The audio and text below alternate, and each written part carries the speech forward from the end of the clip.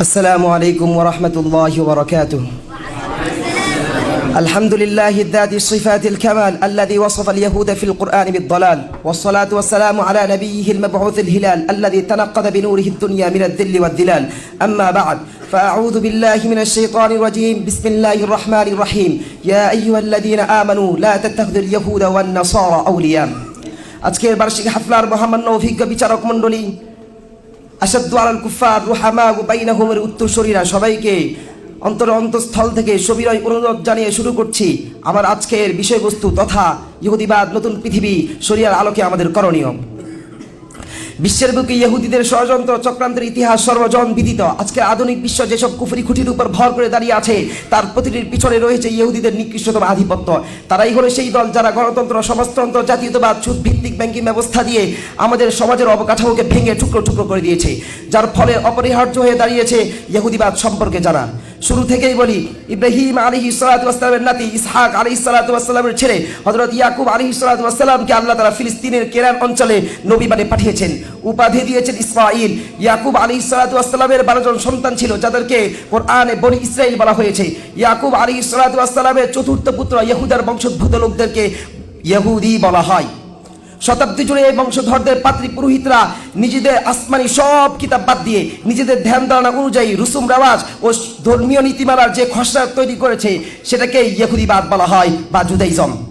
ইহুদিবাদ হলো সত্য দিন থেকে বিচ্যুত তালমুদের বিধান ও ভ্রান্ত আলেমের নির্দেশনায় পরিচালিত এক দিন, যার সাথে মূসা আলাইহিস সালাতু ওয়াস সালামের দ্বীনের সাথে কোনো সম্পর্ক নাই।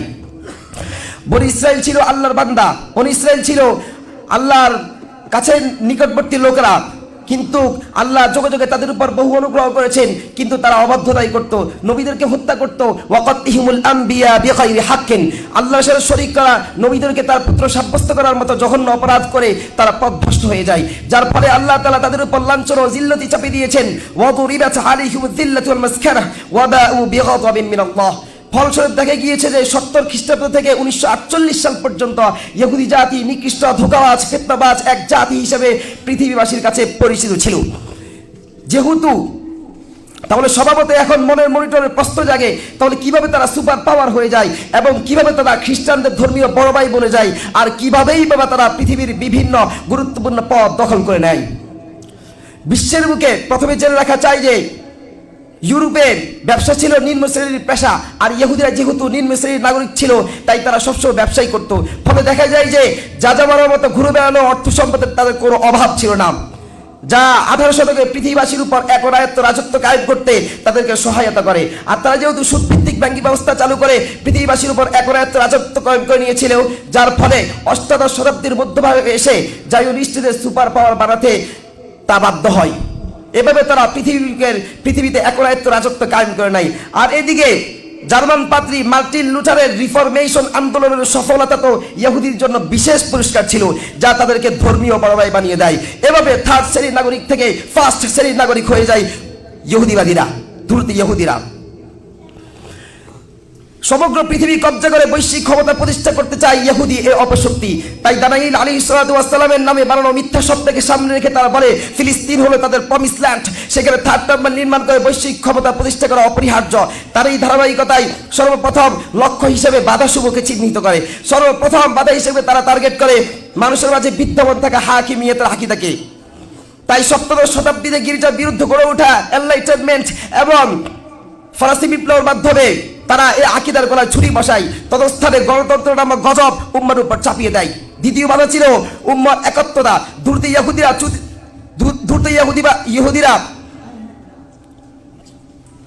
ইহুদিরা বিভিন্ন আন্তর্জাতিক সংস্থার মাধ্যমে এই আকিদার গলায় ছুরি বসিয়েছে। তৃতীয় নম্বর ছিল ওসমানী খেলাফত। তারা রাশিয়া, ব্রিটেন, ফ্রান্সের মাধ্যমে মুসলিম এবং খ্রিস্টানদের মধ্যে কন্দল বাঁধিয়ে দেয়। আর এদিকে মানবাধিকার স্লোগান তুলে কনফারেন্স করে করে ওসমানী খেলাফতের শেষ প্রহর ডেকে আনে। এক পর্যায়ে 1923 সালে কামাল আতাতুর্ক খেলাফত বিলুপ্তির ঘোষণা দিয়ে গণতান্ত্রিক জাতীয়তাবাদের ঘোষণা দেয়। এভাবে তারা তাদের পথের সব কাটা সরিয়ে দিয়ে লক্ষ্যপানে ছুটে চলে দূরতে ইহুদিরা। মোহতারাম হাজিরিন, যেহেতু ইহুদিদের মূল টার্গেট ছিল জান্টাইন তথা মুসলমানদের মূল পাঠন করে সারা বিশ্বে একচ্ছত্রে আধিপত্য বিস্তার করা, তাই তারা সর্বপ্রথম লক্ষ্য অর্জনের বাধাসমূহকে চিহ্নিত করেন। এরপরে তারা আমাদের উপর আক্রমণ করার জন্য সর্বাত্মক চেষ্টা করছে, যেহেতু তাদের মূল টার্গেট হলো মুসলিম বিশ্বে একচ্ছত্র আধিপত্য বিস্তার করা, তাই তারা তাদের লক্ষ্য অর্জনে বাধাসমূহকে চিহ্নিত করা শুরু করে, সর্বদিক দিয়ে আমাদের উপর আক্রমণ করা শুরু করে। অর্থনৈতিকভাবে, মিডিয়ার মাধ্যমে, বিভিন্ন আগ্রাসনের মাধ্যমে তারা আমাদের উপর আক্রমণ করা শুরু করেন। কাহার league of Nations, United Nations ইত্যাদি বিভিন্ন সংগঠনের মাধ্যমে তারা আমাদেরকে শেষ করে যায়। মুহতারাম হাজিরিন, আমরা মুসলিম উম্মাহ, আমাদের আছে সোনালী ঐতিহ্য, সোনালী ভবিষ্যৎ, কিন্তু আজ আমরা শেষ। আমরা একসময় কণ্ঠকাকীর্ণ দুর্গম গিরিপথে গোড়া হাঁকিয়েছি, কিন্তু আজ আমরা শেষ। কেন? কারণ আমরা আল ওয়ালা ওয়াল বারা, আল জিহাদ ফি সাবিলিল্লাহর মতো গুরুত্বপূর্ণ বিধানগুলোকে ছেড়ে দিয়েছি, যার ফলে দুশ্মন গণহত্যা চালিয়ে তাদের পাশেও জিজ্ঞাসা মিটাচ্ছে। সুতরাং আমাদেরকে জাগতে হবে, শত্রুর মোকাবেলা করতে হবে। ইহুদি ইসরায়েলের পণ্য বয়কট করতে হবে, তাদের জাতীয়তাবাদের পরিবর্তে ইসলামী খেলাফত প্রতিষ্ঠা করতে হবে। তাদের যেসব আকীদা আছে, এসব আকীদার বিপরীতে আমাদের ইসলামী আকীদা প্রতিষ্ঠা করতে হবে। সিভিল সোসাইটির পরিবর্তে ইসলামী সমাজ গড়ে তুলতে হবে। গণতন্ত্রকে ডাস্টবিনে ফেলে দিয়ে ইসলামী খেলাফত প্রতিষ্ঠা করতে হবে। তাহলে ইনশাআল্লাহ পৃথিবীর বুকে আমরা আবার রাজত্ব কায়েম করতে পারবো। আল্লাহ তাআলা আমাদেরকে আমল করার তৌফিক দান করুক। ওয়া আখিরু দাওয়ানা আলহামদুলিল্লাহি রাব্বিল আলামিন। আসসালামু আলাইকুম ওয়া রাহমাতুল্লাহি ওয়া বারাকাতুহু।